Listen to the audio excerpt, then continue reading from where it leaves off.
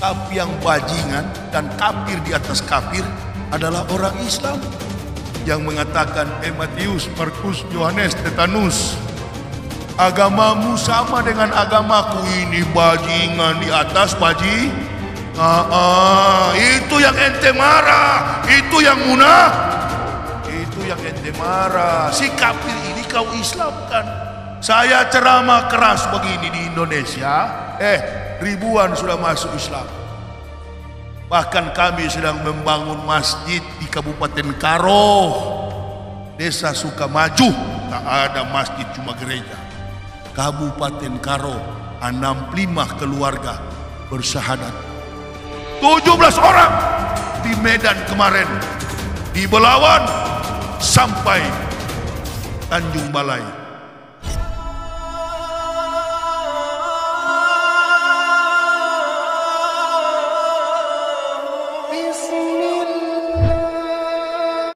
Keliling kemana-mana. Begitu undangan bilateral antar negara, Alpah nggak hadir.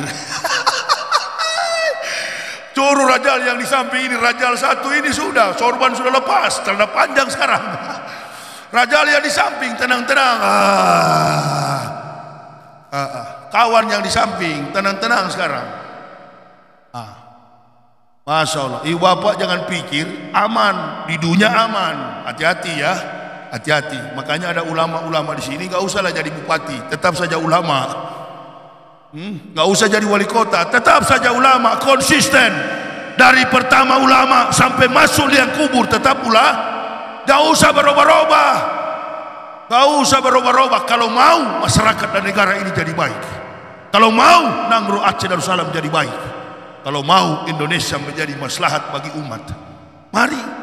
Jangan bilang Aceh yang kaya, jangan bilang Papua yang kaya, jangan bilang Kalimantan yang kaya, jangan bilang Riau yang kaya, jangan bilang Sulawesi, Maluku yang kaya. Bukan, yang kaya adalah orang setiap tahun negara mendapatkan untung 200 bahkan lebih miliar dari ibadah umat umroh. Belum lagi haji, nominal triliunan. Ini kafir ada kasih apa? Di Medan, baru-baru ini di Medan.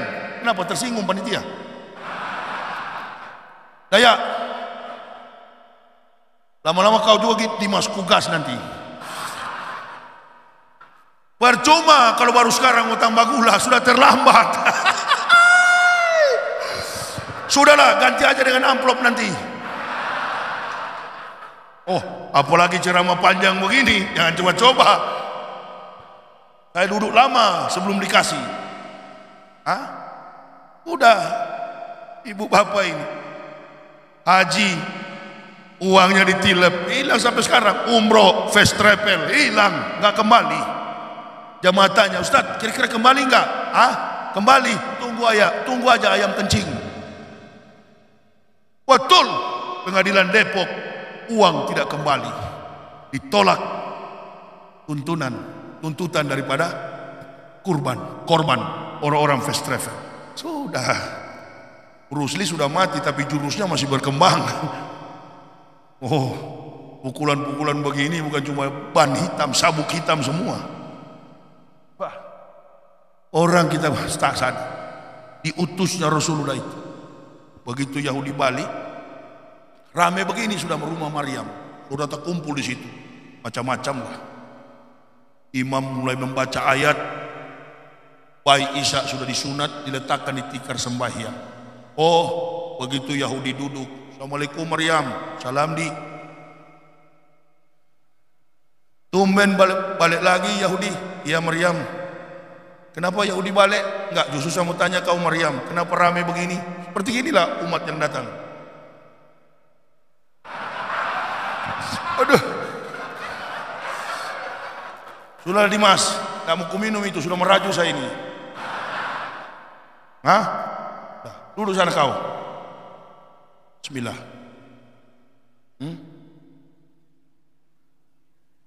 Sedikit. Boleh lah. Begitu salam sama Maryam, ada apa Yahudi? Maryam sudah tahu mau coba ini. Ada apa? Datang kok tumben datang lagi. Ini Maryam, ini kenapa rame? gambus gendang kecapi dipetik. Ada apa? Yesus Hamasyah Al-Hitan habis disunat. Mana dia? Sudah disunat? Sudah.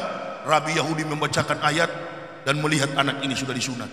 Yahudi tengok kepada Isa, ditikar sembahyang. Isa memalingkan wajahnya. Umur 8 hari keluarlah kalimat dari mulut Isa.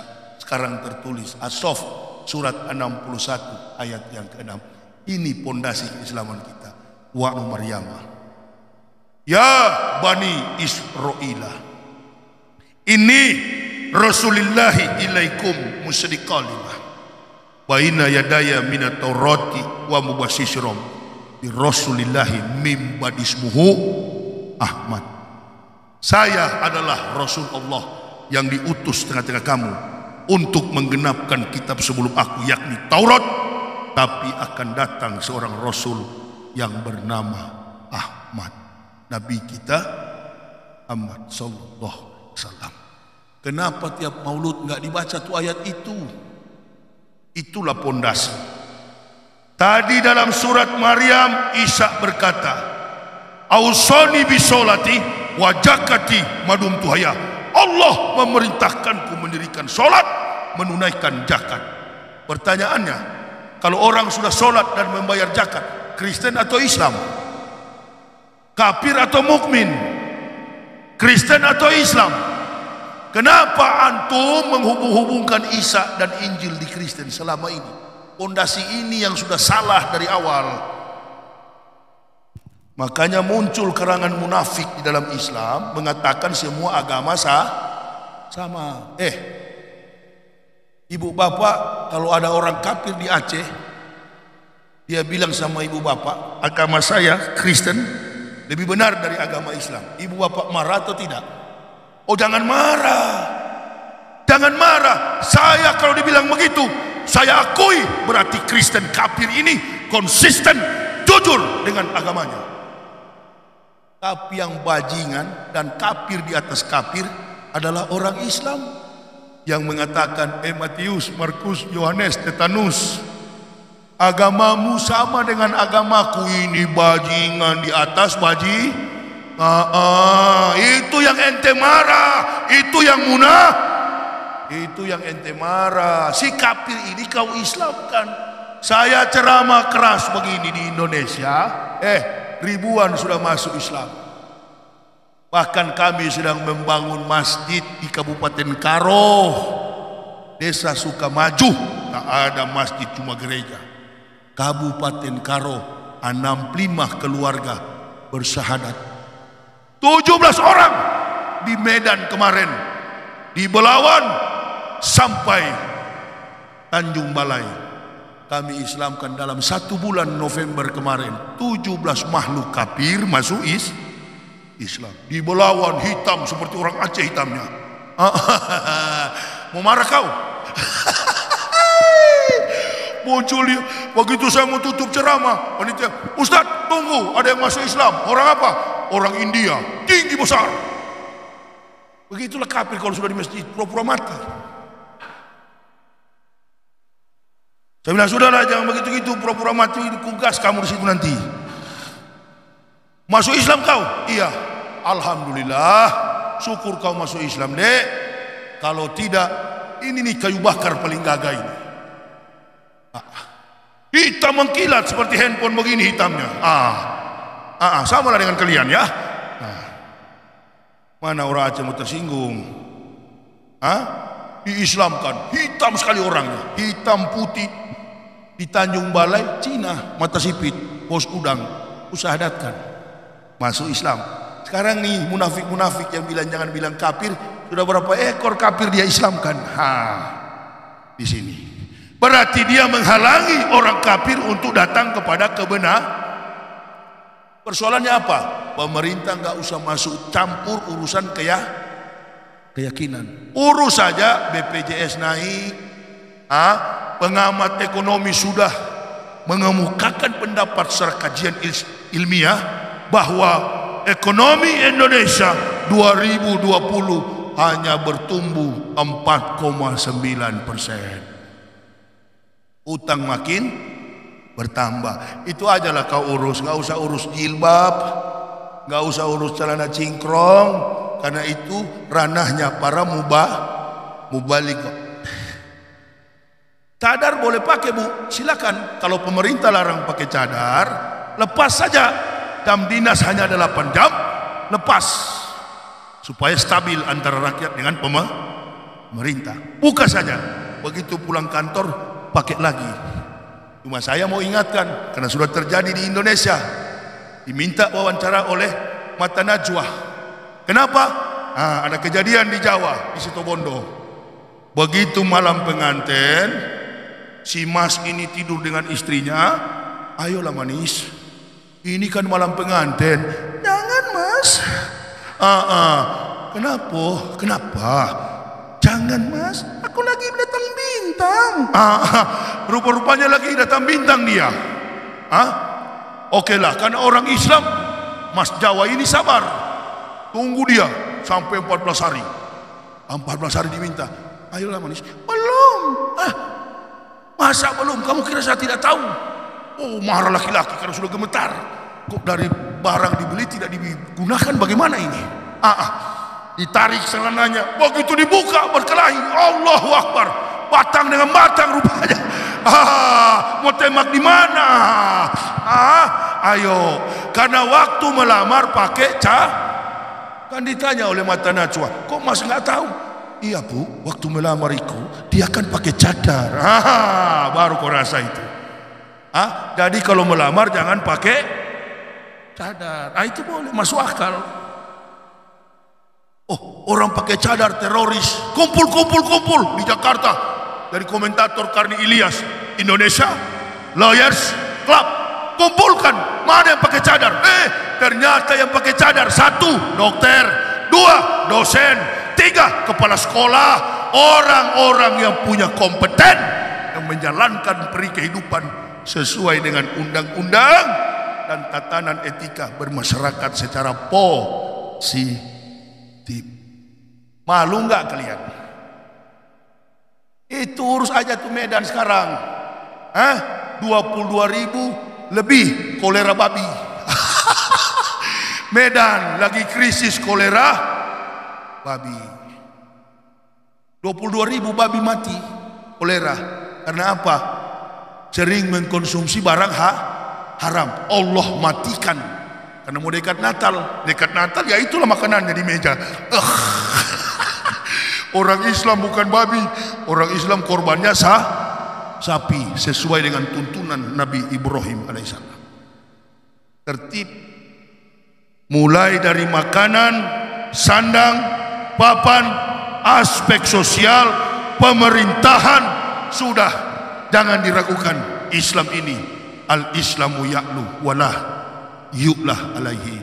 Makanya pemerintah nggak usah masuk campur urusan Islam. Kalau tidak mampu bekerja, serahkan kepada yang mampu. Betul apa betul? Jangan paksa diri kawan, siang malam tersiksa kau. Serahkan kepada yang mampu. Kemarin berdebat soal Pancasila, ya sudahlah. Itu saudara saya sama-sama dari Manado. Dia bukan Islam, dia liberal, Rocky Gerung, tapi otaknya dibandingkan kawan satu ini, Rajal yang sering pakai sorban, talingkar putih di kepala, jidatnya hitam begini bulat. Sorban di kepala seperti ban Vespa, melintang di kepala, mengaku mubalik, otaknya kafir. Siapa dia? Si Kibulin. Sekarang sudah ditendang, sudah bukan lagi staf presiden. Habis kau, tunggu kau ketemu Yahya Waloni. Ku olok kau. Ban Vespa di rumahku memang sedang kempes ini, mau minta pinjam. Lupakah kita di Medan kemarin? Lupa enggak?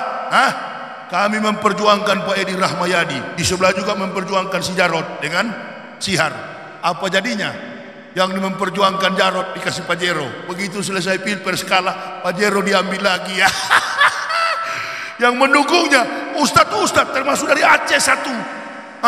Orang Aceh satu pakai sorban di kepala. melintang sampai 20 ke atas sorban. Hah? Kalau masuk di sini tagata di lampu situ. Kita ini berdakwah bukan ustadz mubalik biasa, ustadz liar. Hah? Tadi di pesawat, jamaah Ustadz Yahya, kemana Ustadz? Enggak, mau naik pesawat. Bukan lihat wajah saya, lihat kaki saya, karena saya mau pakai sandal jepit. Dia cuma lihat sandal saya. Kok bisa-bisanya Ustadz jalan sendiri? Biasa kan sampai 20-30 orang Ustadz itu dampingi. Begitu sampai di tengah jemaah banyak begini, sorban melintang di leher.